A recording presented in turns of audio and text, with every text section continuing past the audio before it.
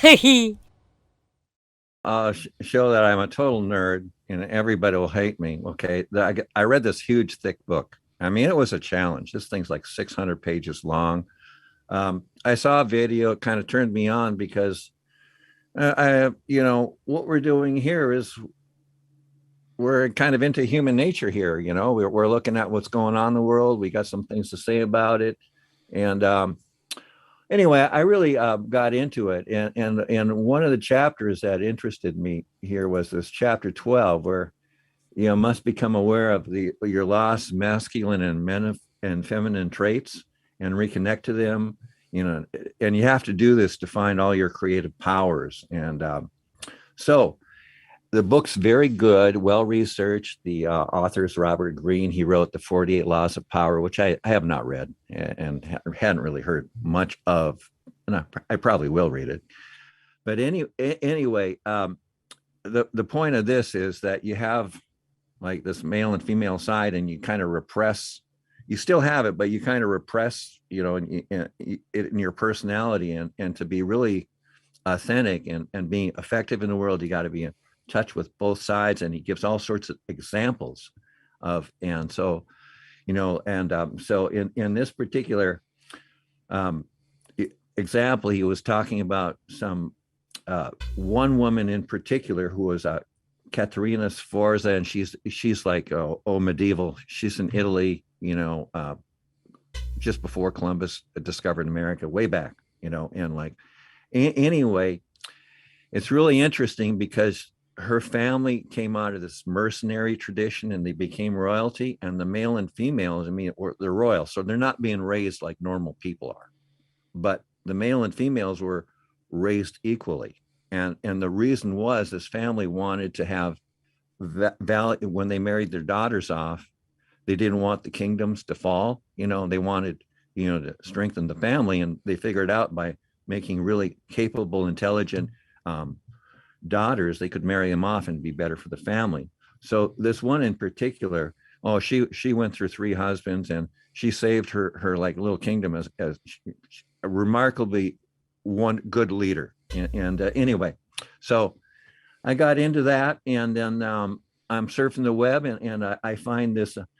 I'll mention the other one.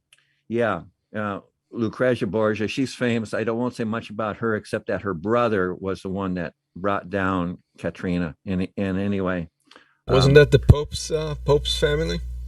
Yes, Lucretia was the daughter of Pope Alexander the Sixth, and popes could do it back then, and I guess this is one of the reasons why they couldn't, because she was the daughter, and also Caesarea Borgia was a son, and the son, and since he's the Pope, he wants to give his sons and daughters kingdoms, and so Caesarea was a cardinal, or anyway, he left the church and became this prince. And then he actually, the Pope decided that Katrina's lands should be his.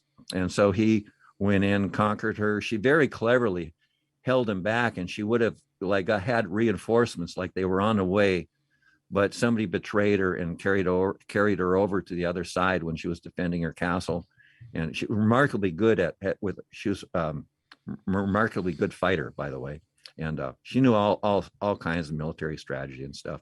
But anyway, she was betrayed, and then Caesarea raped her that night and threw her in prison. And she eventually, the French forced her to be released, but she was in bad health and died a year later.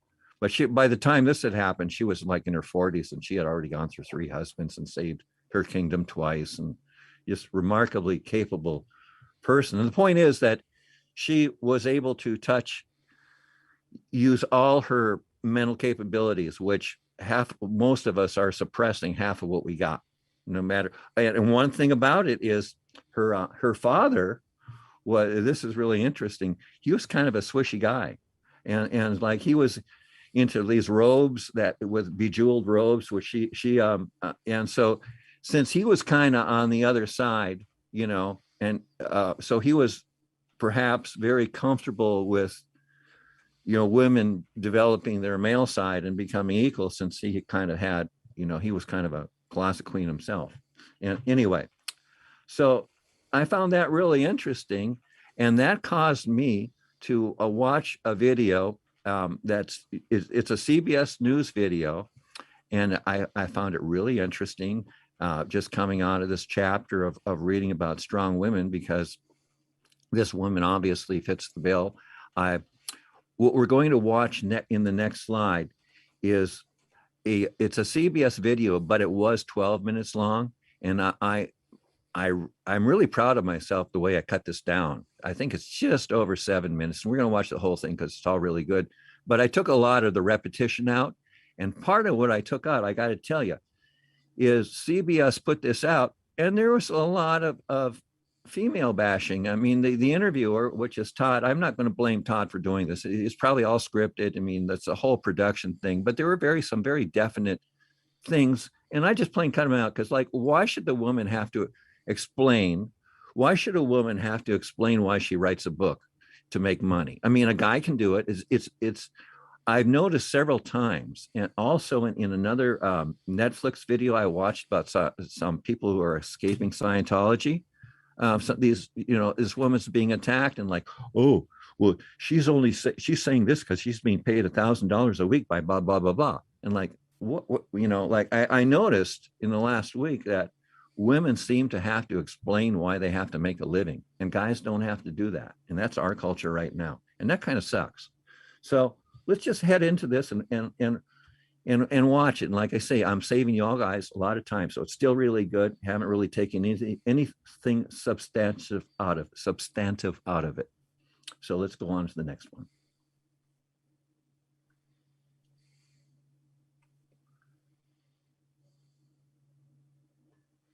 Yeah, it starts a little slow here because I threw the cliff notes on the front of it, because this is the abbreviated version. And this is the book she wrote. Many times in Trump world, you're asked to misinform or perhaps lie on behalf of the boss. So you're doing a tell-all now. Why should we believe you? In short, I don't have anybody to answer for anymore. I had a lot of time to reflect. I really moved far, far away from the bubble of D.C. and had a long time to almost deprogram myself from what I went through and reflect on it. And I wanted to write it down. And I thought to myself, if I'm going to write a book, I want to write something that is just honest and brutal. And, I don't spare myself in there either. And I hope that people will just take that for what it's worth. Do you believe President Trump thinks he actually lost the election or not? I do think he believes it. That's been part of what has been scaring me as I've been watching from afar. At first I really thought he wouldn't run again. I honestly thought this was a lot of his bluster, which, he's good at doing. He was doubling down. He'll never admit to losing, et cetera, et cetera. I thought he was going to just kind of raise some money so he could pay off legal bills, et cetera. But I think now, because his base is reacting to him the way that it is, and polls are showing that he is still very much the leader of the Republican Party, and very, very few Republicans are refusing to speak up about, his role in January 6th, but also this current attack on democracy with regard to election integrity. I think he is going to run again. And, that's why I'm speaking out the way I am. I don't want him to run again. I think people aren't remembering that if he does run again in 2024, he'll have no guardrails because he will never have to worry about re-election. So he will do whatever he wants. He will hire whomever he wants. And I think that includes people of the January 6th mind. And I think that, earlier your guest was talking about the DOJ and it being weaponized. Imagine who he could put into the DOJ in 2024, knowing he's got no consequences there. Who was, you heard Senator Whitehouse saying, do you have an idea of who was helping sort of fund and back these crazy claims of the president and his former chief of staff, Mark Meadows? Well, certainly I know, as does the public, that there was Rudy Giuliani and Sidney Powell and some of those characters. I do know that there were a lot of private meetings in the residence taking place that were perhaps not taking place in the White House where there would be public documents about that. So hopefully the January 6th, or, somebody will look into that, whoever the appropriate entity is. I don't have a specific name. I don't think it was one person. I think there were probably a few. So walk me through election night and the day after.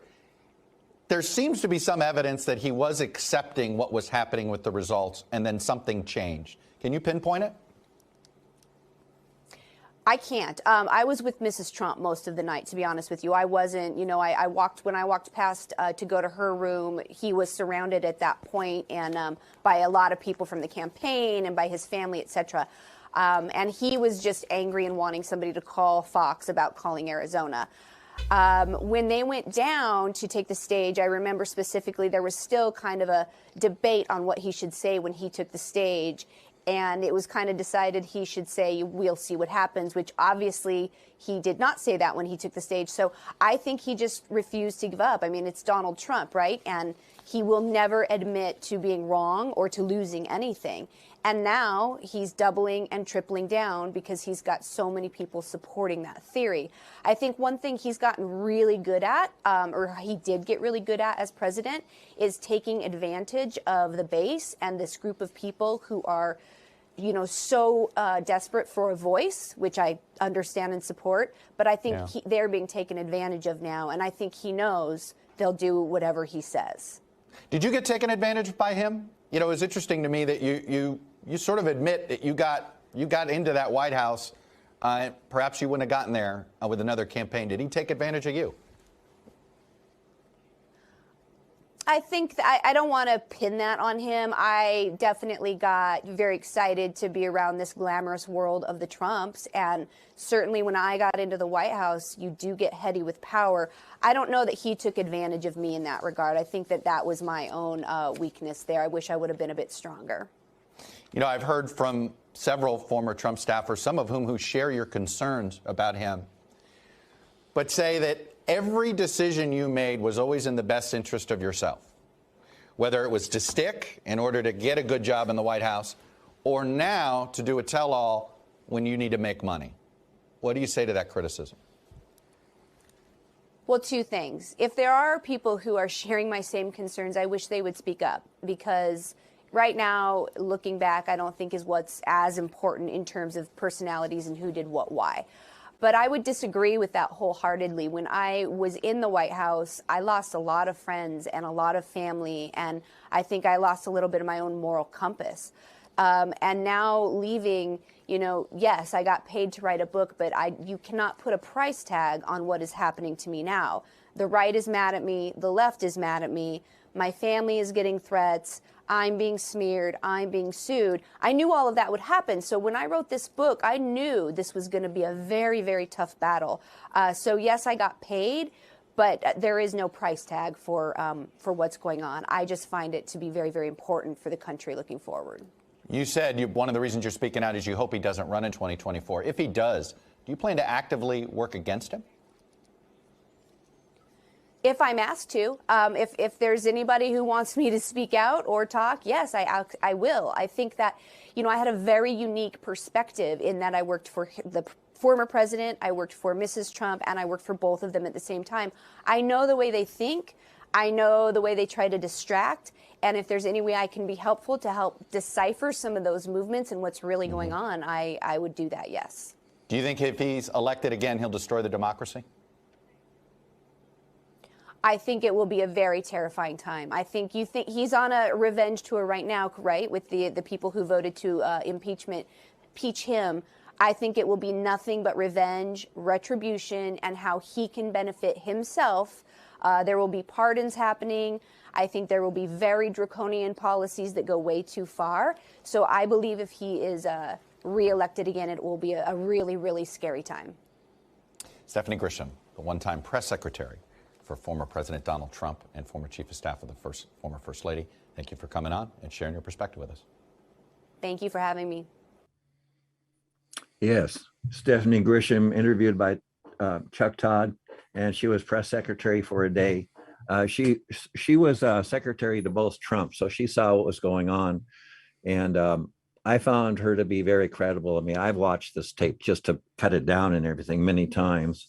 And one thing, I watched it silently, and I could kind of tell that she was being sincere. Anyway, what I'm ranting about is I think she's worthy of some respect, and I like her style.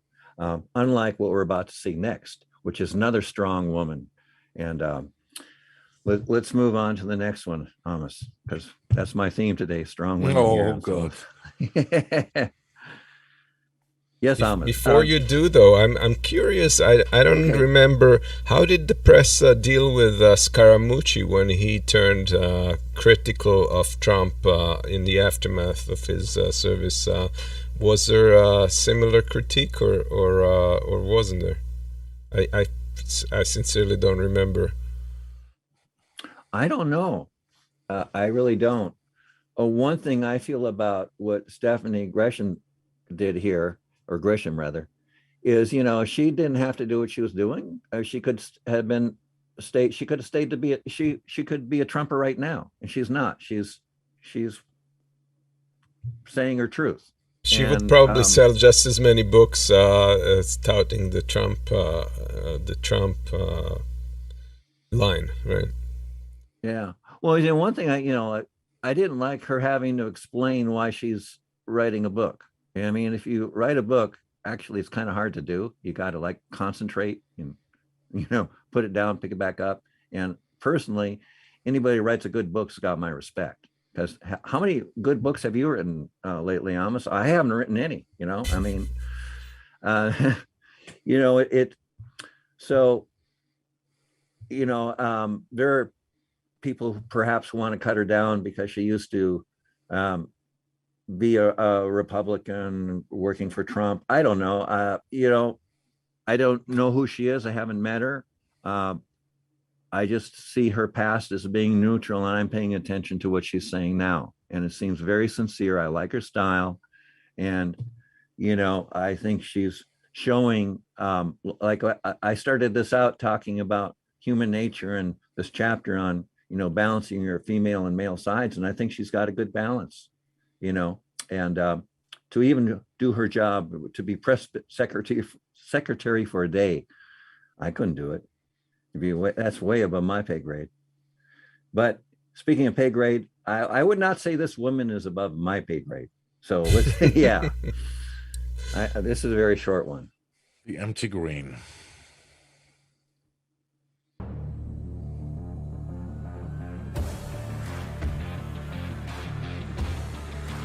I'm not seeing it there. What's going on? Joe Biden abandoned Americans in Afghanistan, got 13 of our best soldiers killed, gave a kill list of Americans to the Taliban, and armed an Islamic terrorist nation with $83 billion in weapons, like this one. Biden should be impeached. Now I'm doing a gun giveaway of my own, but for Americans only.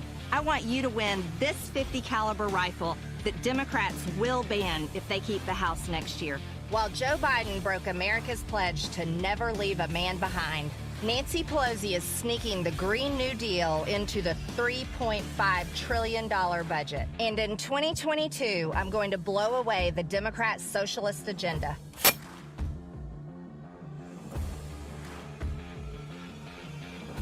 And look at the sign on the side of that car.